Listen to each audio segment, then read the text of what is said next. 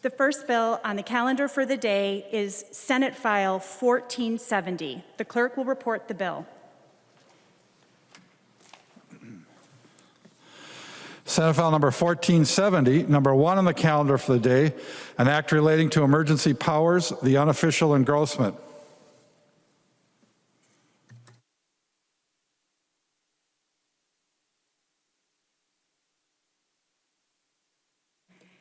The member from Hennepin, Representative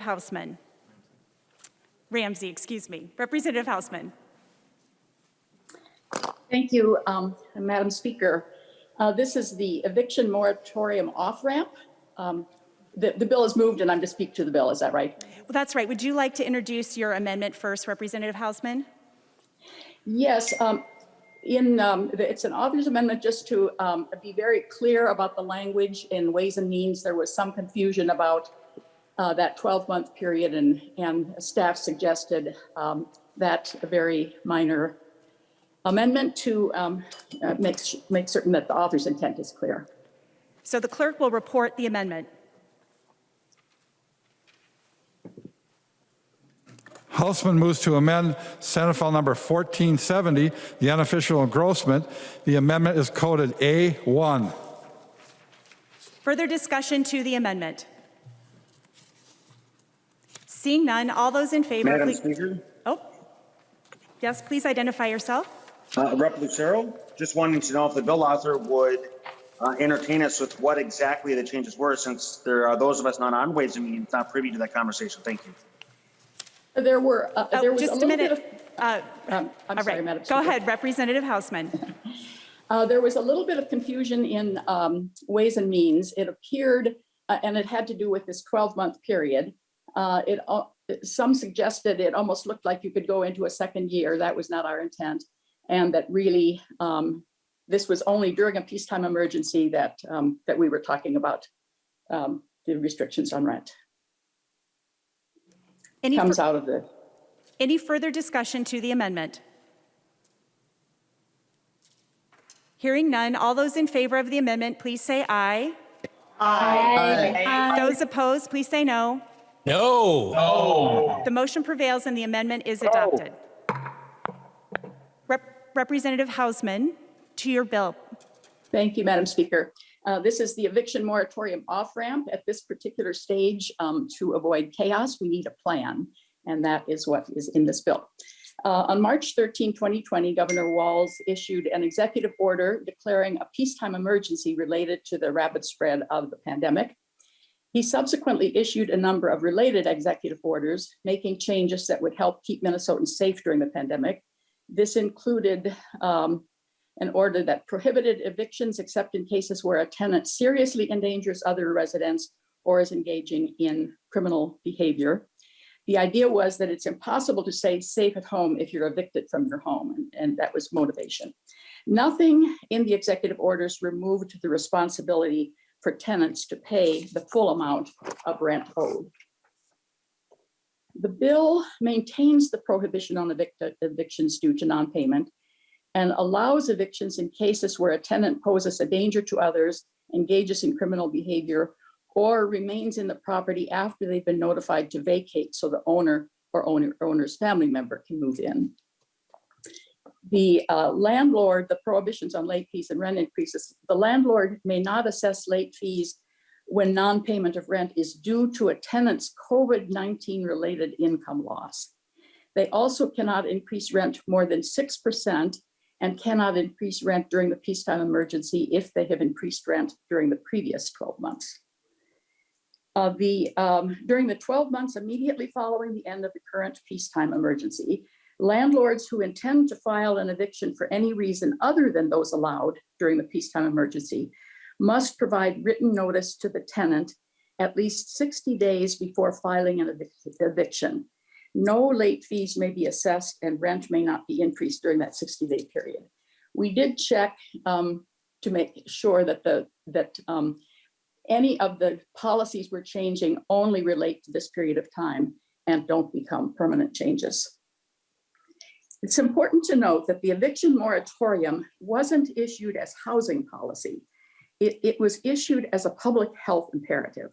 Most of the discussion on this issue by those who want a complete and immediate end to the eviction moratorium focuses on the concept as if it is purely housing policy. That is misleading because this never truly was about housing. It has always been about public health. Ensuring that people were staying home to help stop the spread of COVID-19 meant that we had to ensure they weren't displaced from their homes. And at a time when so many came with a distinct and immediate threat of furthering the spread of COVID-19 at a time when cases were spiking and we could at least afford the risk. So why do we need to do this? In 2020, areas who suddenly ended their eviction moratorium without a plan saw spikes of COVID-19 cases. A study published in November from a team of researchers at UCLA found that between the start of the pandemic and the CDC's federal eviction moratorium in September, evictions led to 434,000 additional cases of COVID and almost 11,000 additional deaths. There's a light at the end of the tunnel, but we're currently still in the tunnel. We don't want to replace a health crisis with an eviction crisis. Why do we need that 60-day notice? The 60-day notice period after the moratorium ends allows time to access rental assistance funds. Minnesota is receiving from the federal government $375 million, and we think there is still more to come, to help assist individuals who have struggled to pay rent or associated fees during the pandemic. While at first glance, it may seem like a lot to give individuals a 2-month notice before filing an eviction, that timing allows them or the landlord to apply for assistance funds. This way, they are not unnecessarily displaced and the landlord can get what they are owed. Housing instability has a ripple effect to other areas of life. When a family loses their house, it can lead to negative economic, educational, and health outcomes. A stable home serves as the basis of the possibility for stability in all other aspects of life. So there is a strong public interest in ensuring housing stability in times when we aren't experiencing a pandemic, and even more so when we are. Representative Howard, who is the vice chair, has additional description of the bill. The member from Hennepin, Representative Howard. Thank you, Madam Speaker, and thank you, Representative Hausman. I just wanted to offer a couple other notes of context before we pass this bill, engage in this debate. Amidst this pandemic, there's been a fair amount of contention and differences with how each side wants to handle this pandemic. But there are many areas where we share values and share goals, and I think that's underscored in this bill. I think we can all agree that COVID has not been fair. The consequences of this pandemic have hurt families and businesses through no fault of their own. I think we can also agree that we bear some responsibility to help those Minnesotans weather the economic storms, again, caused of no fault of their own. And that includes both renters and landlords. And so the aim of this bill and our efforts over the last year is to make sure that renters are able to keep their head above water and that landlords are made whole as well, while preventing a cliff of evictions that will come unless we take action in this body. Simply put, this bill is a win-win for renters and landlords. A few other notes of context. It's worth noting that currently, right now, landlords can evict tenants for the worst of the worst situations, as Representative Hausman mentioned. The governor's executive order included that language. It actually expanded based on feedback from landlords. And then in this bill, we are adding the ability for landlords permitting for evictions for the most egregious material breaches of lease. This is responsive to the feedback we've heard and an important step. The other important context I want to mention deals with rental assistance. I think there's a little bit of a misnomer in calling it rental assistance because it's both rental and landlord assistance. That's right, the rental assistance that we provided last year, or the governor provided last year through CARES dollars, provided assistance directly to landlords. And members, if you're hearing from your renters and landlords, I hope you will direct them to go to renthelpmn.org, where hundreds of millions of dollars are available to help renters stay afloat. And again, those dollars go directly to landlords, and landlords can even start those applications on their own. It's an important way that we together can help both the renters and landlords get through this pandemic. Lastly, this bill takes important step to meet the desire of members, I know on both sides, to move past the governor's executive orders. Passing this bill allows us to essentially end the governor's executive order on eviction moratoriums. We've had discussion. This is one of the items the governor wrote in his letter as a condition to removing his orders. So passing this bill takes us one step closer to do that. Lastly, members, I expect we'll hear stories from some of the landlords on the other side of the aisle, which is a good thing. We benefit when we have members who bring their lived experiences to the debate here in this body. But I also want to make sure that we center the experiences of renters in Minnesota, and I want to share one of those stories that I hope we hold in our mind as we have this debate. And that is of Mrs. Awa Dolly from Brooklyn Center. Mrs. Dolly owes $10,000 in back rent and utilities. She is a home health care worker earning $13 an hour. She came down with COVID, which rendered her unable to work for more than a month. When she was able to return to work, many people had canceled their home health care services, and she just kept falling deeper and deeper in debt. And what she shared recently is when you look at the bills, you don't sleep. You don't know when the doorbell will ring, and you will be forced to leave. Members, shouldn't we provide assistance to Miss Dolly to make sure that she's able to get out of this pandemic on the other side? And members, wouldn't making Ms. Dolly whole and ensuring that her landlord is able to secure those $10,000 in back rent, isn't that a preferable outcome to a costly eviction? Again, members, this is a true win-win for both the renters and landlords who are hurting in this pandemic through no fault of their own, and I encourage a yes vote. Thank you, Madam Speaker. There's an amendment at the desk. The clerk will report the amendment. Tice moves to amend Senate File Number 1470, the unofficial engrossment. The amendment is coded DE1. I recognize the author of the amendment, the member from Stearns, Representative Tice.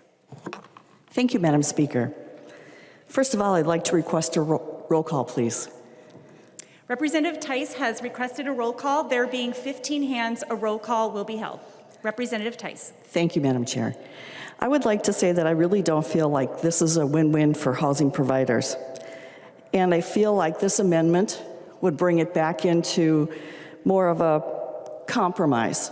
And the reason I say this is that I think the Senate language, which was passed with an additional 9 DFL votes, is something that really is doable. And we need to do this more quickly than what we're seeing in the amendment that Representative and Chair Hausman has brought forward.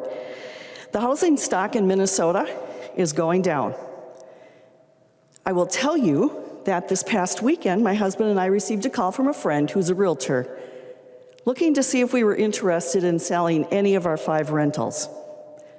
Folks, this should be very, very, very concerning, because if we're getting a call, so is a lot of the other folks that are being slumlords, who are being housing providers. I've also gotten an email from a person in a city who said that their multi-housing complex is up for sale, and they're not sure what they're going to do to keep it low-income housing. I don't know what they're going to do either. But the fact is, people are looking for homes. And so a lot of our single family, which is what we have 5 single family, are going to be looking for different ways to get housing for those folks who are willing to buy. I will tell you that for a moment, my husband and I looked at each other like, we could probably triple what we paid for the house. But then we looked at each other and said, but I can't do this, because we've been having a really good relationship with our 5 families, and some of them have been there for 10, 11, 12 years, since we bought the properties. And that's what I keep saying. We need to have better communications, better relationships, instead of making housing providers slumlords. You're going to lose them. We're going to lose the housing. If we don't change our act, we're going to lose our housing, and we can't do that. I also know that in one of our homes, because all the kids, all the family members are home, their water bill went from over $250 to almost $900. Almost $900. Who's paying for that? Because I can't. I put in a driveway last summer for $5,000. I've got another one planning to go really soon, and I've got taxes due, but the new driveway's $4,000. How am I going to pay for that? A lot of people are going to be looking at these numbers and saying it just doesn't make sense anymore. We need to have something like what the Senate's proposing, where we're looking at 30 days, 60 days, and 90 days, and then we're done. And then we are done with the moratorium. And I truly believe that if we don't do it sooner than after the governor decides he doesn't have an emergency, which gosh knows when that's going to be. But I have been saying all year, I am scared that we're going to lose our housing. And I feel like we're closer to that now than we've ever been before. Yes, $150 million was released through Rent Help Minnesota. And I've heard that it's supposed to go directly to our housing providers, but I'm not hearing that exactly from our housing providers. I also know that the percentage of folks who would have been evicted before the pandemic is the same as it is now. So meaning that those folks have not paid rent at all. And there are people that have told our housing providers that I don't have to pay rent, you can't evict me. It is out there, it is happening. So now the rent lost has gone from $1,000 to $12,000 and above. Make no mistake, nobody can do this in multi-housing and still stay in business. We're closer to having Minnesotans vaccinated. We're closer to having herd immunity. And yet we're still tying down where we're going to do this for another year. We can't do that. We're not going to have the houses. My husband's thinking about retiring this summer. And if it's going to be one thing after another, one fee after another, one this after another, one mandate after another, we're going to get tired of it and just say, the heck with it, we're going to sell it. It can go to single-family housing. That's the reality of it. We can make housing providers as mean as we want, and we can have as many policies against them. But one thing we can do for them so that they can recoup some of those costs is to take the Senate language and we can end the moratorium in 90 days. We've got to look at what's happening to these folks that are taking care of those that are having a hard time. And I will tell you that between my husband and I, we have made many, many choices to carry costs. We have had many things go on, and I will tell you, we've covered it. But I can't continually cover an almost $900 water bill if I'm not making any money. I don't have anything in reserves right now. I'm not the only one. But what I'm telling you today is the housing market is so bad. We have such a little stock that people are making calls to see if people are willing to sell. And there's going to be some of them that are just going to say, I am not going to deal with this anymore. I'm done. Taking the Senate language and finishing this in 90 days is something that a lot of our housing providers can do to have the flexibility to work. Not all of them are getting the money. And I was talking to one of my folks that manages an apartment, and she said that they couldn't apply on the behalf of the tenant. So I've got to figure that one out too. What's going on? Why are we not seeing that? But taking this amendment today brings us closer to hopefully keeping the rentals that we have now. We've got to give homeowners, housing providers, something to hang on to, because there isn't a lot of love for them at all. They're going to turn their backs and they're going to say, I'm not going to do this anymore. And then we aren't going to have the housing we're going to need. Thank you, Madam Chair. Please vote green. To the amendment, Representative Howard. Thank you, Madam Speaker. Members, I would encourage a no vote on the amendment. This is the Senate language, and I do look forward to an opportunity for the House to pass our bill and to work with the Senate on legislation that can move forward and get the governor's signature. But there are deep problems with this amendment. And as Representative Hausman mentioned, there's a light at the end of the tunnel, but we're still in the tunnel. And it reminds me of an expression that my father-in-law is fond of saying, which is, don't eat the whole pig and choke on the tail. I don't know why anyone would want to eat a whole pig, but it makes sense, right? We are near the end of this pandemic, and we absolutely need to not botch this at the end. And creating a premature, flimsy off-ramp will lead to an increased wave of evictions. It's bad for public health. It's also bad for landlords. Members, I'll remind you that the rental assistance available has just came online. We need time for that rental assistance to flow to landlords to cover rent past due. And we know that as of March, roughly 116,000 renters were behind on rent. And let me take you back to the story of Miss Dolly, who owes $10,000 in back rent. What would be a better solution for that renter and for her landlord?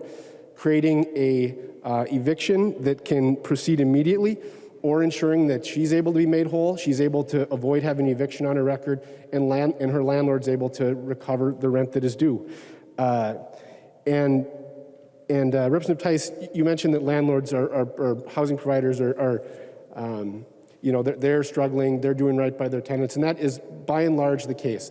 And I've heard of stories of landlords that are working hard to make sure that their tenants are applying for rental assistance, going out and above beyond to make sure that they're able to file the paperwork they need so that both the landlords and the renters are whole. But we need time to make sure that that will work. And this amendment doesn't allow for that to continue.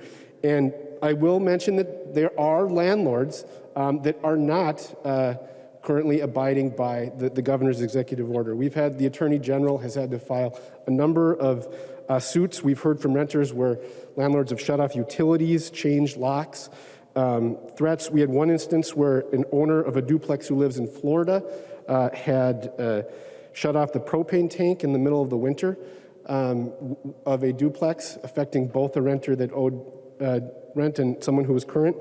And again, these examples are outliers, but we need to have protections that work for renters and for landlords, and that's what the House bill does, and that's why I urge a no vote on the Tice amendment. Thank you, Madam Speaker.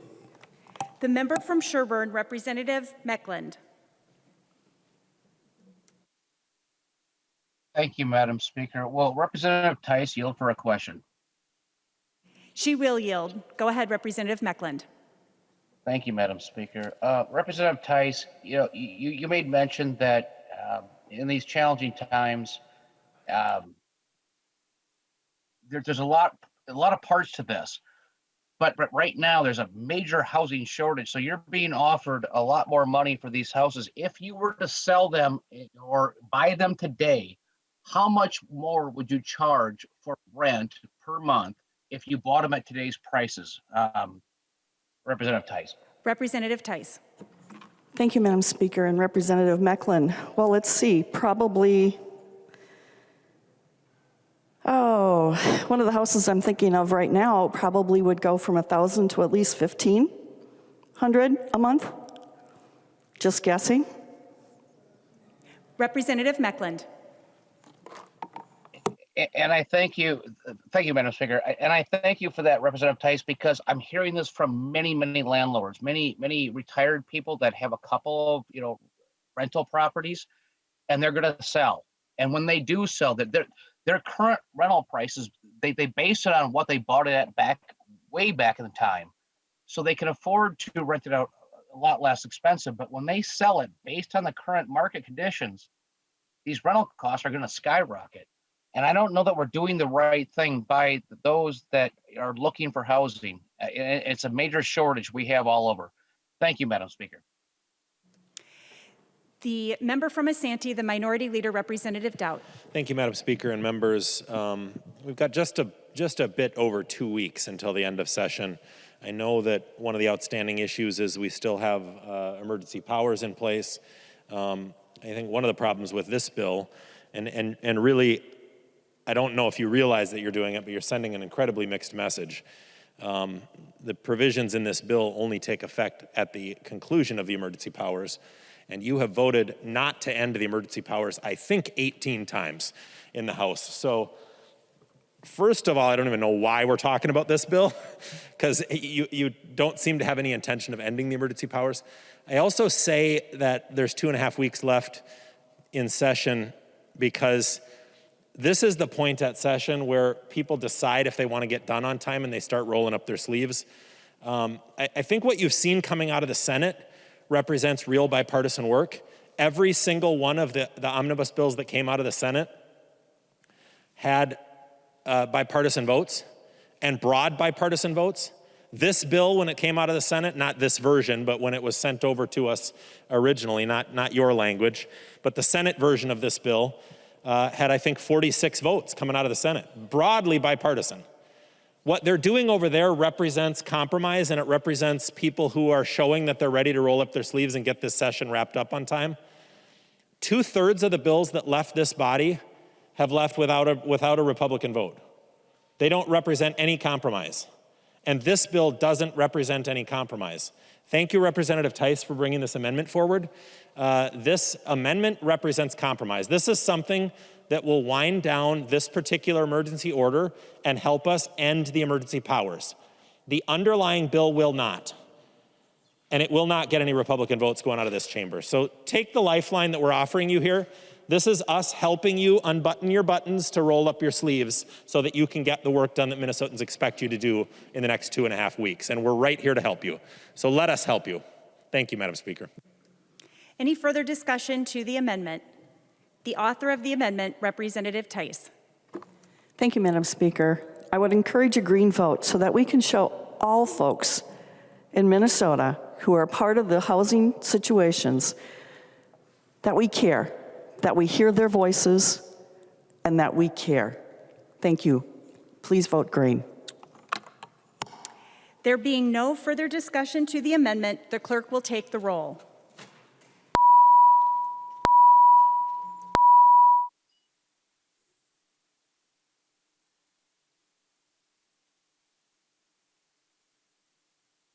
Those voting remotely, please vote.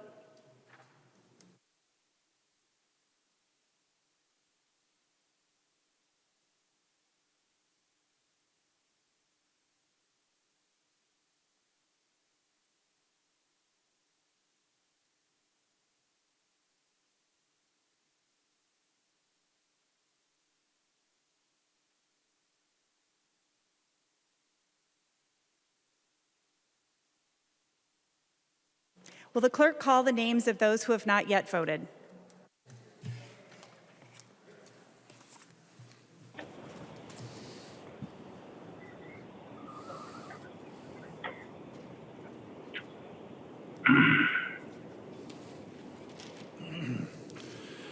Anderson. Anderson, aye. Anderson, aye. Baker. Baker, aye. Baker, aye. Bernardi. Bernardi, no. Bernardi, no. Davids. Davids votes aye. Davids, aye. Erickson. Erickson, aye. Erickson, aye. Franzen. Sampson votes aye. Franzen, aye. Garofalo. Garofalo, aye. Garofalo, aye. Gomez. Gomez, no. Gomez, no. Gruenhagen.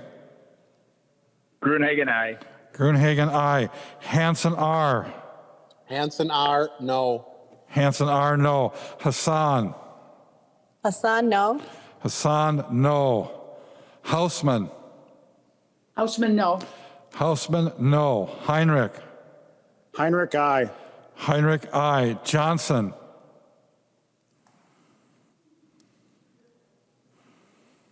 Johnson. My, Lucero. Lucero, yes. Lucero, I. Moran. Moran, no. Moran, no. Nash. Nash, aye. Nash, I. Olson, B. Olson B. I. Olson, B. I. Pearson. Pearson I. Pearson, I. Swazinski.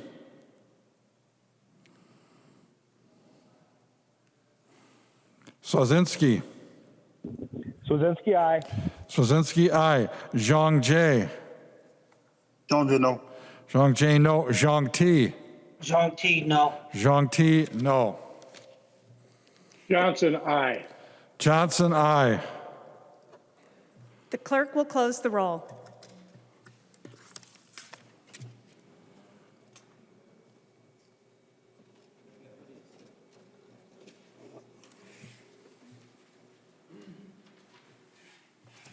There being 62 ayes and 70 nays, the motion does not prevail and the amendment is not adopted. There are no further amendments at the desk. The clerk will give the bill its third reading as amended. Third reading, Senate File Number 1470, as amended. Third reading as amended. Discussion to the bill as amended. The member from Anoka, Representative Scott. Thank you, Madam Speaker. And I'm wondering if the bill's author, Representative Hausman or Chair Hausman, would yield to a few questions. Representative Hausman, will you yield? I will. She will yield. Representative Scott. Thank you, Madam Speaker. And Representative Hausman, I'm on Ways and Means, and I ask a couple of these questions, but we were only allowed to ask a couple of questions in Ways and Means, so not all of my questions were answered. But I'm wondering, in this bill, is there a requirement in this bill for a person to prove that they can't pay their rent? Representative Hausman. I was just looking to see if I'm on mute. The only proof is required is at one point they must have proved that they have lost their income due to COVID. Representative Scott. Okay, thank you, Madam Chair. Thank you, Representative Hausman. And is there a requirement in this bill that a tenant must apply for rental assistance if they're behind on their rent? There is not. Representative Hausman. Oh, I'm sorry, Madam Chair, Madam Speaker. The one additional policy in this new federal money has an advantage for the landlord. It's much more intentional. The landlord actually can start the process and begin some of the work. At a certain point, the administrative office will notify the tenant and bring them into the conversation as well. I will tell you, all players want to move quickly. I want to move quickly. What's happening in the lives of people, as many of you have observed, is certainly damaging to them. My understanding is there is a press conference tomorrow that the governor's office and Minnesota Housing have, where they aggressively lay out this transition plan to how we get the money out the door and pay the bills. And that is, my understanding, is happening tomorrow. So there's an intentional desire to move quickly. Representative Scott. Thank you, Madam Speaker. Representative Housen, another question that I have is, my understanding is that in this bill, you allow a 12-month off ramp. So after the peacetime emergency is called off, then that's a 12-month off ramp. And so my question is according to this bill, as I read it, there's only a 60-day moratorium. There's only a 2-month moratorium basically on foreclosures, but there's a 12-month moratorium on rent. Is that correct? Representative Hausman. Madam Speaker, the 12-month time frame is simply to provide an opportunity for all of this money to go out the door. As I said, over 300 million now, and our understanding is there might be an additional 200 million. The problem is big, but so are the federal resources coming our way. Again, I want to emphasize there is a new opportunity in the federal direction that allows the landlord actually to start the process by starting some of the paperwork. So it's an opportunity that hasn't been there before that is current now. So we're hoping that that will speed the process along.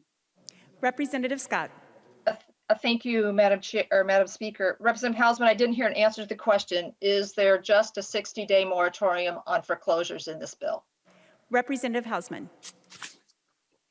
Well, the practical, that 60-day, I'm just looking for my language. Doing this remotely, you don't always have the right paper in front of you. If Representative Howard happens to have his bill, he might have an immediate answer to that, Madam Speaker. I'm just blank. I'm just not finding the right page.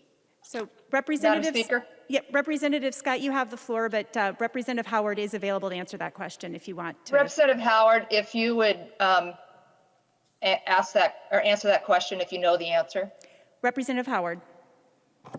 Thank you, Madam Speaker. Representative Scott, that is correct. The foreclosure moratorium would last 60 days after the peacetime emergency. I would note the difference between the foreclosure process and an eviction process. The foreclosure process taking a lot longer time period, whereas an eviction, as we've talked about in previous bills in Minnesota, we have one of the quickest states where an eviction can be brought. And so that hopefully helps answer some of the difference there. Representative Scott. Thank you, Madam Speaker.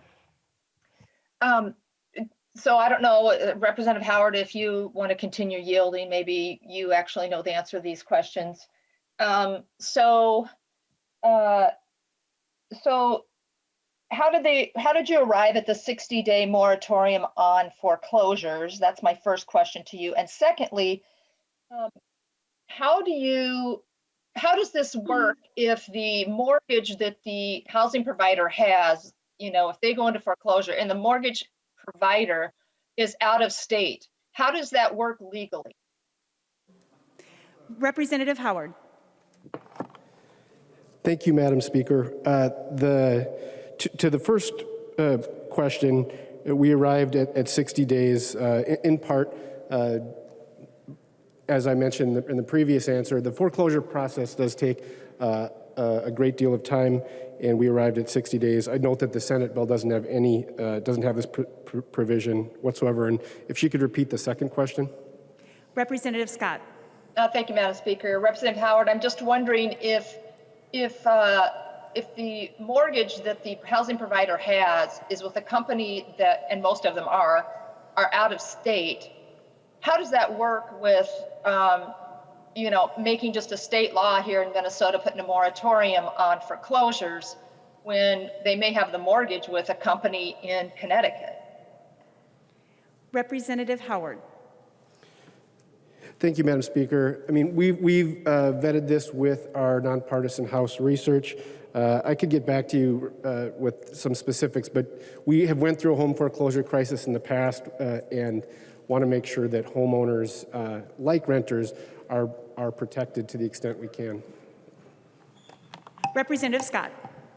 Thank you, Madam Speaker. And folks, this bill is problematic in a lot of ways. Just the least of which is this whole foreclosure matter.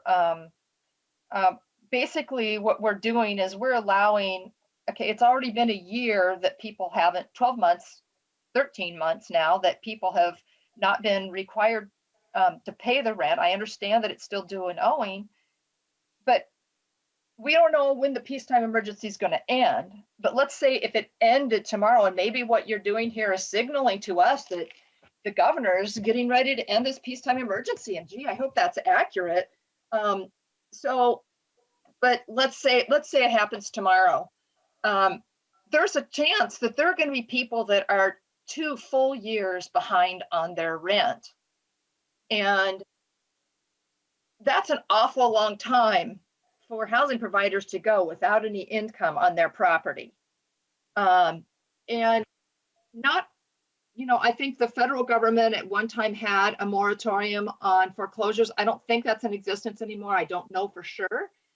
But this is kind of making an uneven playing field where the renters are going to have, 12 months to pay the rent that they're behind, at least possibly 2 years. And the landlord Housing provider is not going to have that amount of time. The foreclosure process may take a little longer than the eviction process, but it doesn't take that long. And so members, by extending this off-ramp for 12 whole months, we're going to need an off-ramp for the off-ramp. That's what's going to happen with this, because people's back rent could continue to build up. And when somebody is behind 2 full years on their rent, I mean, I don't know if there's going to be, I haven't seen the federal language. I mean, I know there's been like almost $627 million put towards housing security for rental properties, people paying their rent. But my concern is that one person is not going to be able to get 2 years worth of rent to pay back to their landlord, which, by the way, it may be too late by the time the money gets there for that landlord. They may have already had to, they may have already gone through the foreclosure process. So members, there's plenty of problems with this bill. As Minority Leader Doubt said, this is not compromise. And the Senate bill is. And so members, I would encourage a no vote. And let's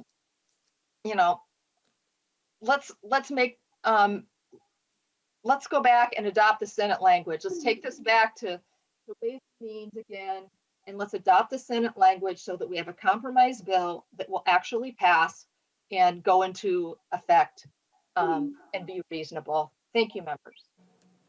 Further discussion to the bill. Representative Howard.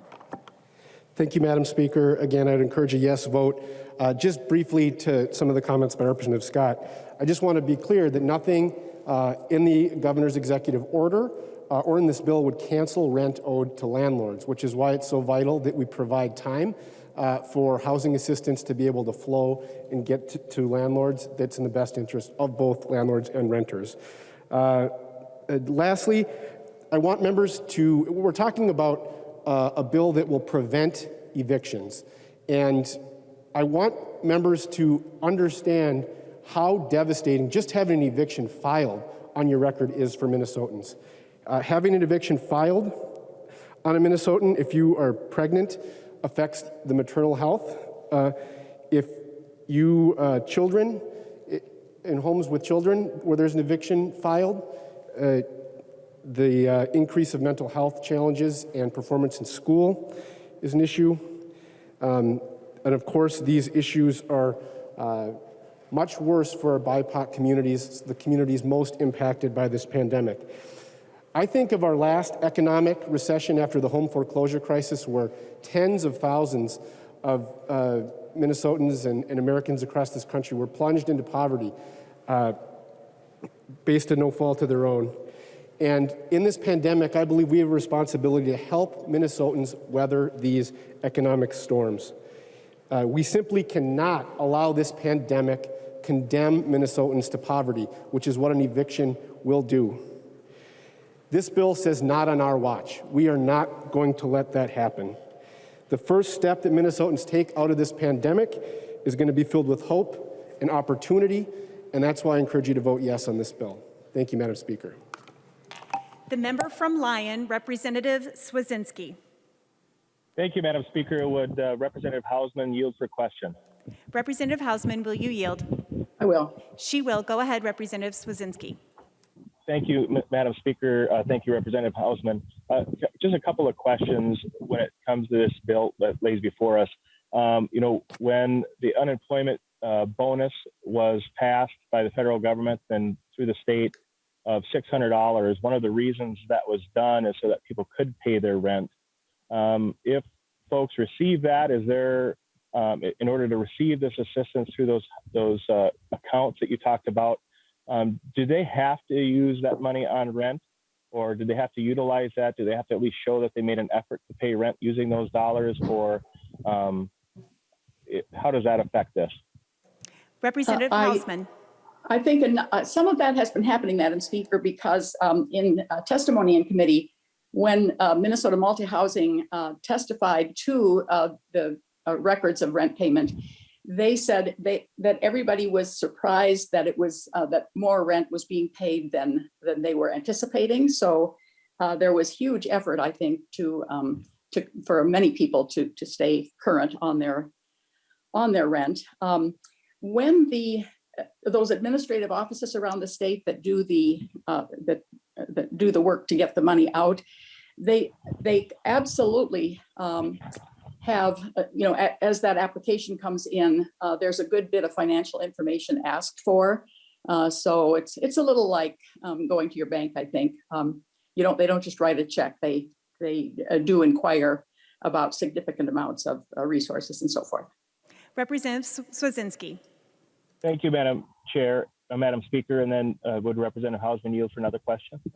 She will. Go ahead, Representative Swazinski. Thank you, Madam Speaker. Representative Hausman, just also, obviously getting free money from the government is a taxable account. The state is currently taxing PPE loans.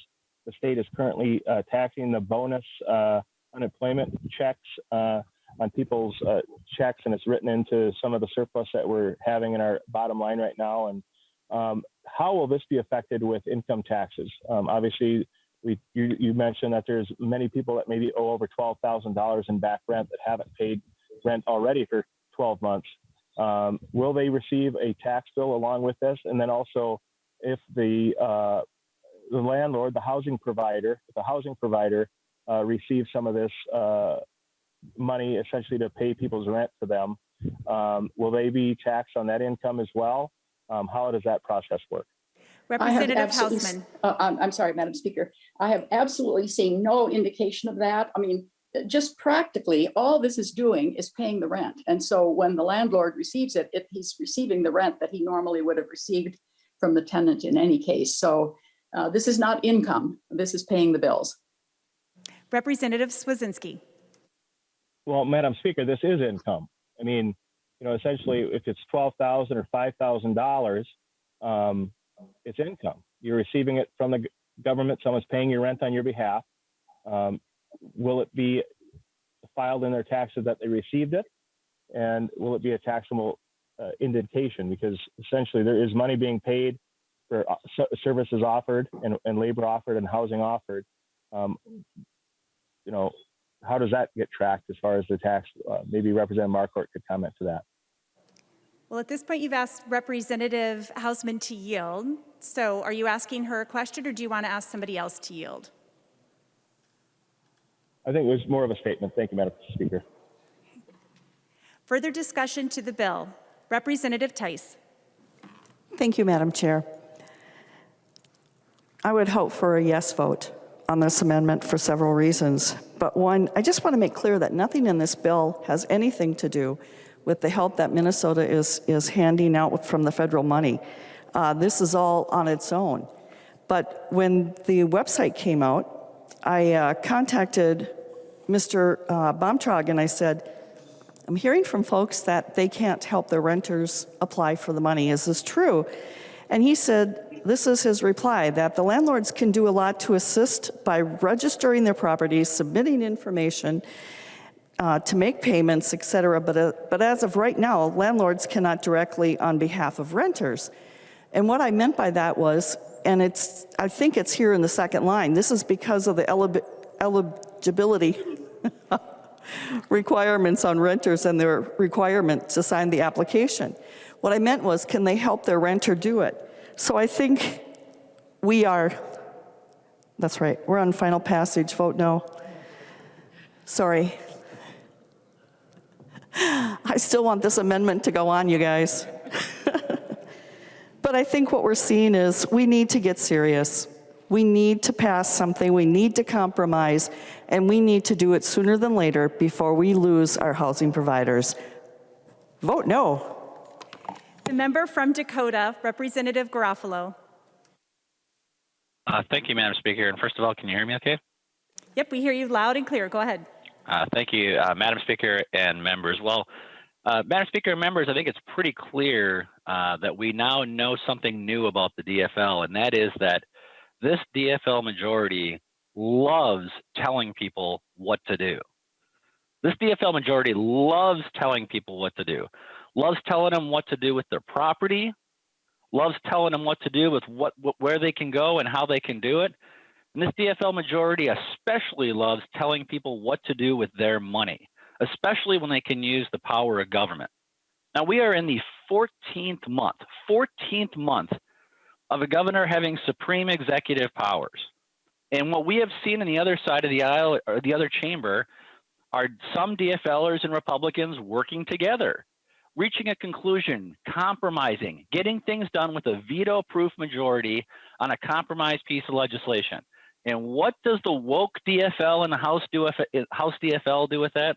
What does the woke wing do? They hijack the bill and dump a bunch of controversial poison pills. Members, there is no chance this bill will become law, zero. But what it will do is it will extend the uncertainty for housing providers. It will extend the uncertainty and the anxiety that renters have, and it will bring more instability to an already stressed property market for renters and homeowners. It makes no sense to be going forward at this point, less than 3 weeks until the end of session, to be coming forward with a poison pill bill like this. And it's actions like this, it's behavior like this, which is going to result in the House DFL being responsible for not getting their job done on time, for not being able to finish before the constitutional deadline. So my advice to members of the chamber is to vote no on this bill, defeat this partisan attempt, and actually work towards getting your job done. Thank you, Madam Speaker. The Minority Leader, Representative Dowd. Thank you, Madam Speaker and members. I would encourage a no vote on this bill. I think that's obvious. This is a pretty extreme measure that does not contain any compromise. But moreover, I just wanted to talk about the fact that this is the wrong direction. And not what's in the bill, but just the fact that we're bringing a bill that doesn't have compromise in the last 2.5 weeks of session indicates that we're not serious about getting our jobs done here. Moreover, I want you to think about if you've just been so defeated that you don't think the House of Representatives or that the legislature has any power whatsoever. And what I mean by that is, why are we passing bills in the House that say this will happen once the emergency powers end? If you believe this is good policy, why don't you have the enactment date right away? Why are we waiting until the emergency powers end? And I'll remind you, you have voted against ending the emergency powers, I think 18 times. I might be wrong. We've done it so many times that it's difficult to keep track. And for 14 months, they've been going on. I think everybody understands the things that need to happen between now and the end of session so that we can get done on time. One of them is we've got to find a solution for this eviction moratorium thing, because I think it's important enough to you and important enough to the governor that we're not going to just end the emergency powers likely, or you're not going to, without doing something. But this isn't it, okay? And you've rejected what the Senate, the compromise that they came up with on a bipartisan basis. It's very weird for me to stand at the microphone and applaud what the Senate is doing, but they're serious about getting out of here in 2.5 weeks.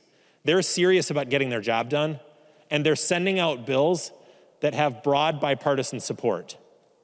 And we're over here, you're backed into your ideological corner trying to convince the world that you're going to hold on to and grasp onto your last little ideological position, and the world around you is moving to different places.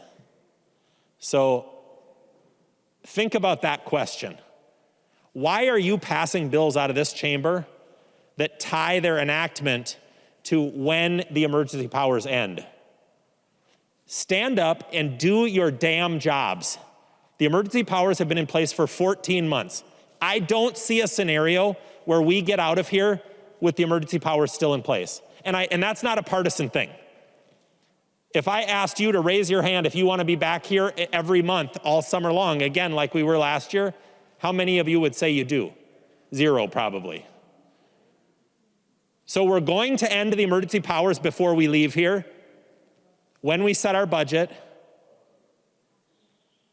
And we've got to find out a solution to this problem. The Senate has done the work to find a bipartisan solution that Democrats actually do support. And we know that because they passed it out with 46 votes. But today you're going to send this bill out with 0 Republican votes. It's time to get out of your ideological corner, roll up your sleeves, and let's get to work to get our jobs done. Time is running out. Thanks, Madam Speaker. The author of the bill, Representative Hausman. Thank you, Madam Speaker and members. And the urgency that's been expressed, I think we all feel that.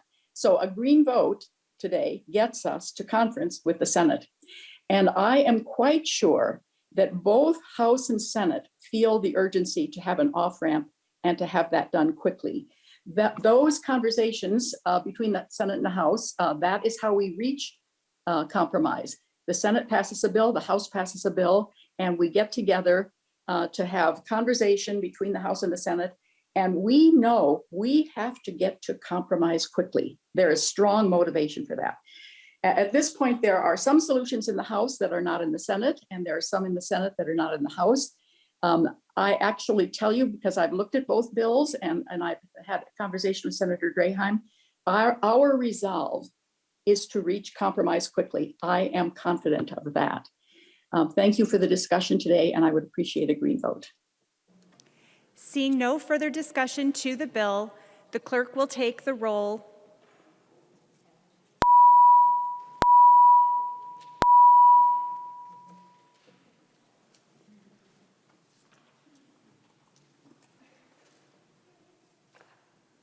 Members voting remotely, please vote.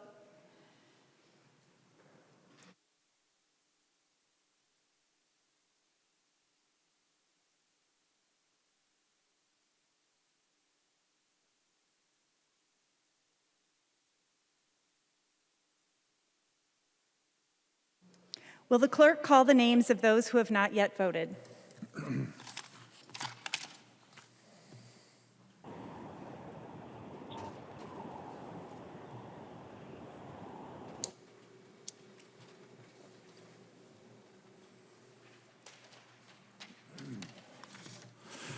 Anderson.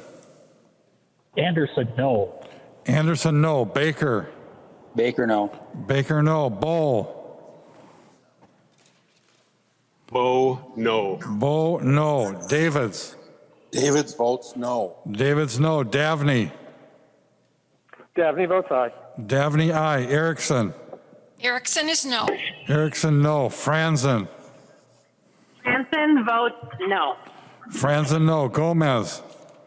Gomez, aye. Gomez, aye. Gruenhagen.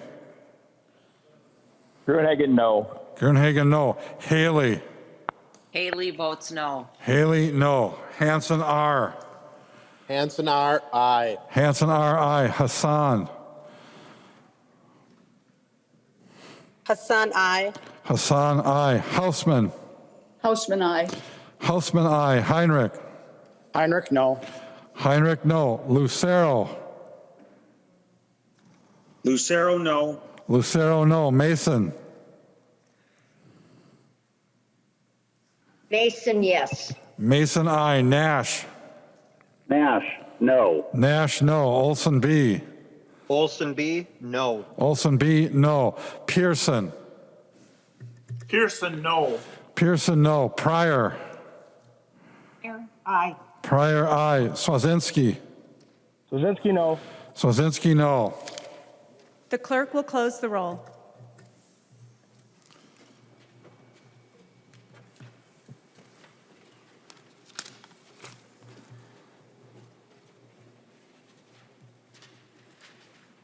There being 70 ayes and 62 nays, the bill is passed as amended and its title agreed to.